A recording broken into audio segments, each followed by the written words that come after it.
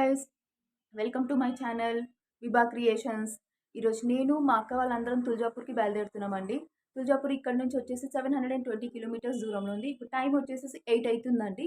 Exact మా bus వచ్చేసి 9:30కి ఉంది. ఆల్రెడీ మా బస్ టికెట్స్ అన్ని బుక్ అయిపోయినాయి. Just eagerly started my journey. ఇంకా మరీ ఎన్నో విశేషాలు మీకు నేను అప్డేట్ ఇస్తూ ఉంటాను. ఫస్ట్ ఇక్కడ నుంచి ఇప్పుడు బయలుదేరదాము. బయలుదేరిన తర్వాత అక్క వాళ్ళని కలుసుకున్న తర్వాత కొత్త విషయాలు మీకు నేను అన్ని ట్రావెల్లో చెప్పుకుంటూ వెళ్తూ ఉంటాను. Okay guys, bye.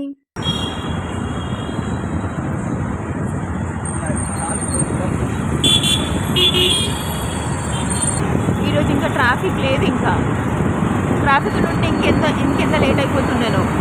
నేను టీవీఎస్కి వచ్చేసాను.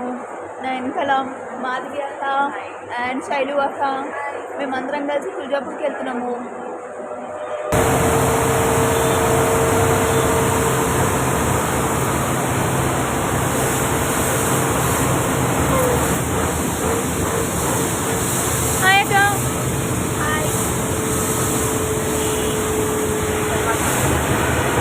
పాపం పడుకున్నాడు. అందరు హాయ్.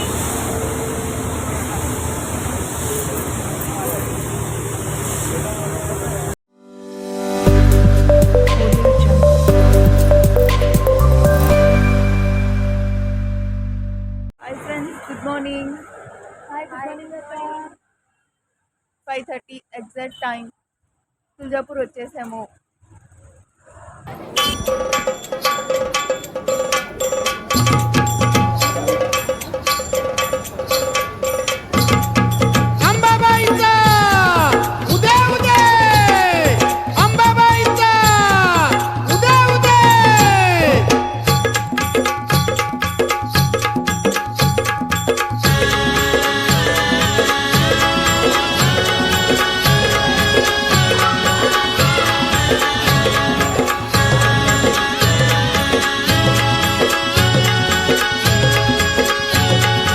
శక్తి దేవత తుల్జా భవాని. తుల్జా భవాని మహారాష్ట్రలోని ఉస్మానాబాద్ జిల్లాలో కొలువై ఉంది. తుల్జా మాత ఛత్రపతి శివాజీకే కాదు, అనేక కుటుంబాలకు, ఇంకా చెప్పాలంటే ఇతర రాష్ట్రాల్లోని ప్రజలకు కుటుంబ దేవత.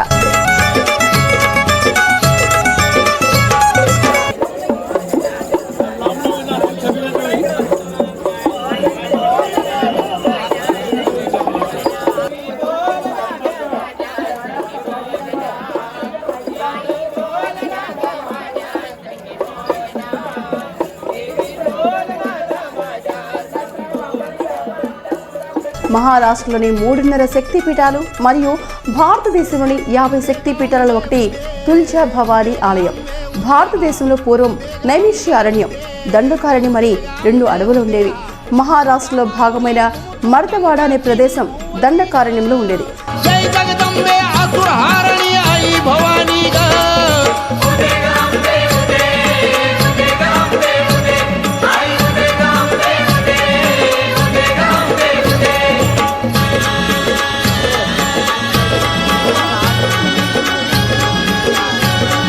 దీనిని యమునాచల పర్వతాలు లేదా బాలాఘట్గా పిలిచేవారు. యమునాచల పర్వత ప్రాంతంలోని అడవులలో తుల్జాపూర్ ఉంది. ఈ ప్రాంతంలో సాలిగ్రామంతో తయారు కాబడి స్వయంభూగా వెలిసిన విగ్రహం ఉన్నది. ఇక భవానీ విగ్రహ ప్రతిష్టాపనను ఇతర దేవాలయాలతో పోల్చి చూసినప్పుడు ఒకంత తేడాను మనం గమనించవచ్చు.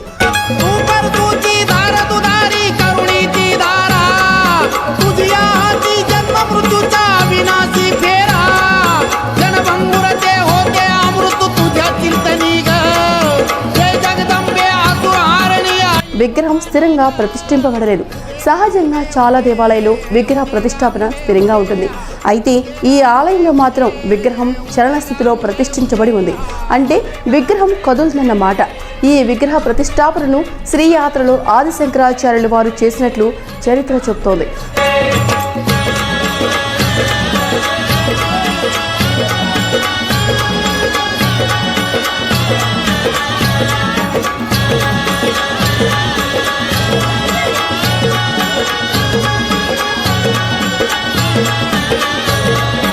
విగ్రహం చలన స్థితిలో ఉండడంతో ప్రతి ఏటా 3 సార్లు శ్రీ యాత్రకు మాత తరలి వస్తుంది.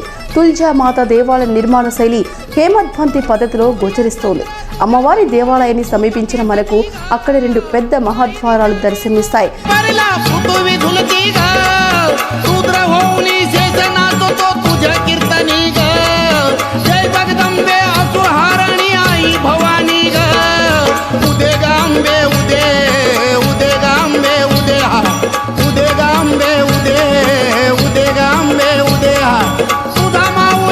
గుడిలో ప్రవేశించగానే మొదటిగా 108 పవిత్ర తీర్థాలతో కూడిన కల్లోల తీర్థం కనబడుతుంది. నిత్యం ఈ తీర్థం ప్రవహిస్తుండడం ఇక్కడి విశేషం.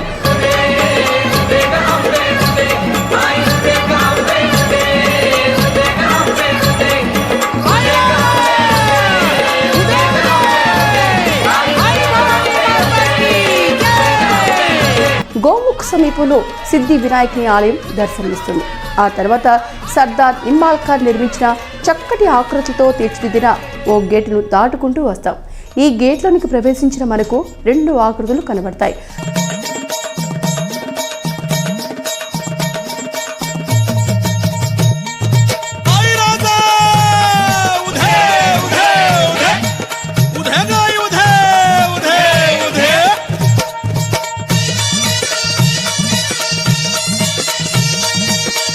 ఎడమ వైపున మార్కండేయ మహర్షి విగ్రహం ఉంటే కుడివైపున పెద్ద నగారా గోచరిస్తుంది.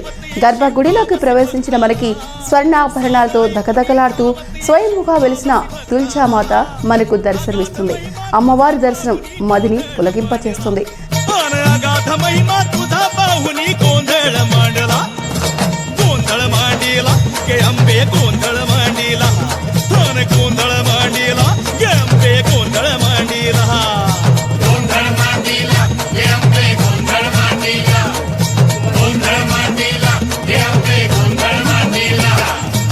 గర్భగుడికి సమీపంలో పాలంగా పిలువబడే వెండితో తయారు కాబడ్డ మంచం ఒకటి మనకు కనిపిస్తుంది. అమ్మవారు ఈ మంచంపై నిద్రకు ఉపక్రమిస్తుందని భక్తుల విశ్వాసం. ఇక పాలంకు ఎదురుగా మహాదేవలింగం కనబడుతుంది. చూసేందుకు భవాని ఆ సర్వేశ్వరుడు ఒకరికొకరు ఎదురెదురుగా ఆసీనులైనట్లు మనకు తెలుస్తుంది. అక్కడ ఉన్న స్తూపాల్లోని ఒకదానిపై ఓ వెండి ఉంగరం ఉండడాన్ని మనం గమనించవచ్చు.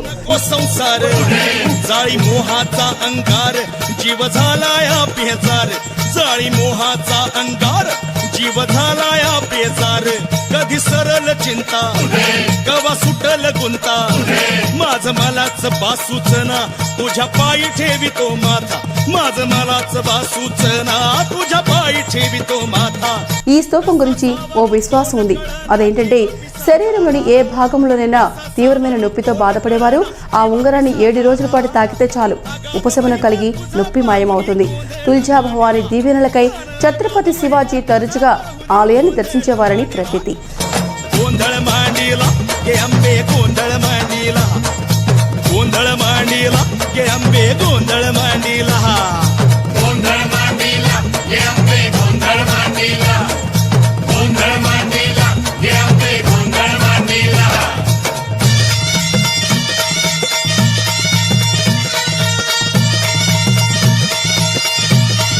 ఆలయంలో చక్రవంతి అన్న పేరుతో పిలిచే ఓ గుండని రాయి ఉంది. ఇది ఓ అద్భుతమైన రాయి అని ప్రజలు నమ్ముతూ ఉంటారు.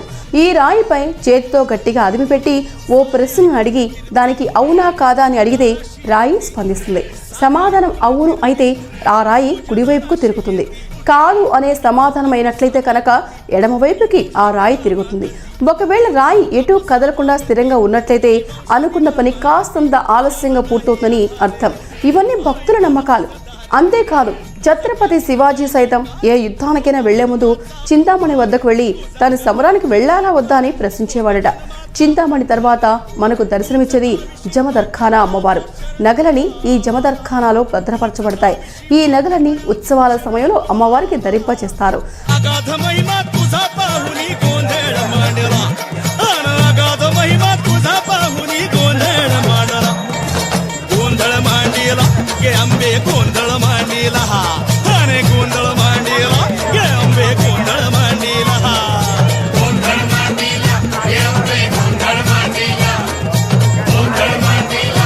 ఈ ఈ నగలలో 108 విగ్రహాలు పొదిగిన బంగారు గొలుసు నాటి రారాజు ఛత్రపతి శివాజీ అమ్మవారికి బహూకరించినది కావడం విశేషం.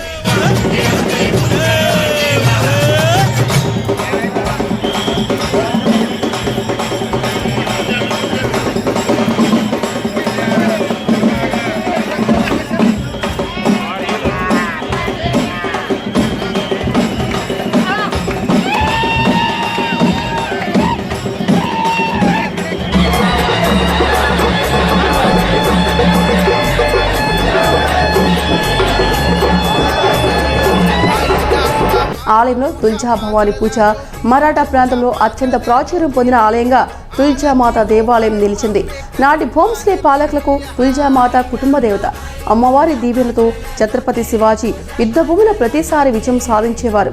అంతేకాదు తుల్జా భవాని ఛత్రపతి శివాజీకి ఖడ్గాన్ని బహూకరించిందని విశ్వాసం.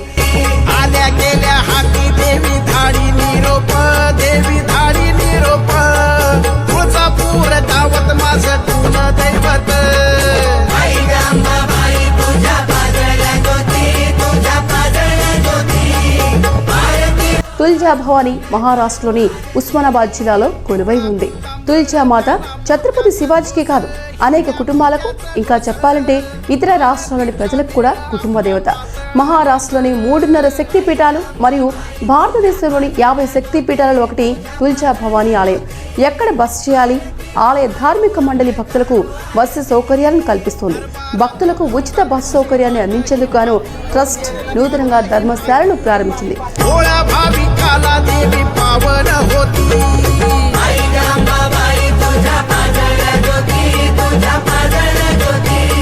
ఇవి కాక తుల్జాపూర్ పట్టణంలో ప్రైవేటు వ్యక్తులు నిర్వహించే లాడ్జీలు కూడా ఉన్నాయి. తుల్జాపూర్ సముద్ర మట్టానికి 270 మీటర్ల ఎత్తులో బాలాఘట్ అని పిలువబడే కొండలపై నెలకొని ఉంది.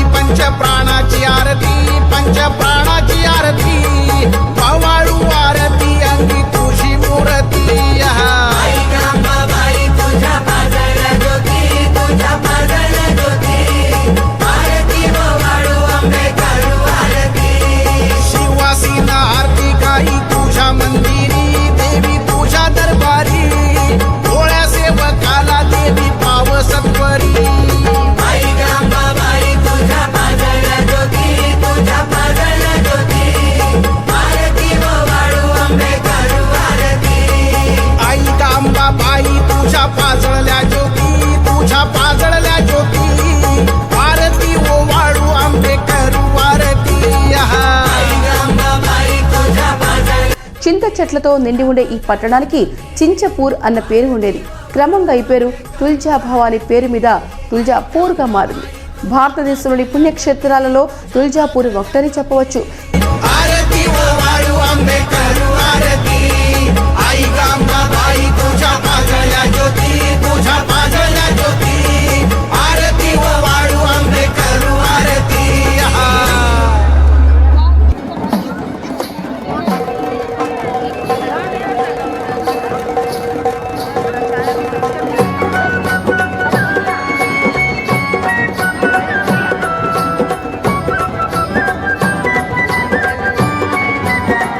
ఆలయాన్ని ఏటా లక్షల మంది భక్తులు దర్శించుకొని అమ్మవారి దీవెనలు అందుకుని వెళ్తూ ఉంటారు. आई भवानी शरण आलो आशीर्वाद दे, तुळजापूर वासिनी भवानी आशीर्वाद दे. आई भवानी शरण आलो आशीर्वाद दे, तुळजापूर वासिनी भवानी आशीर्वाद दे. నవరాత్రి పండుగ నాడు ఆలయం మరింత రద్దీగా ఉంటుంది. సో ఈ వీడియో కనుక మీకు నచ్చినట్లయితే లైక్ చేయండి, షేర్ చేయండి, కామెంట్ చేయండి అండ్ సబ్స్క్రైబ్ చేయండి.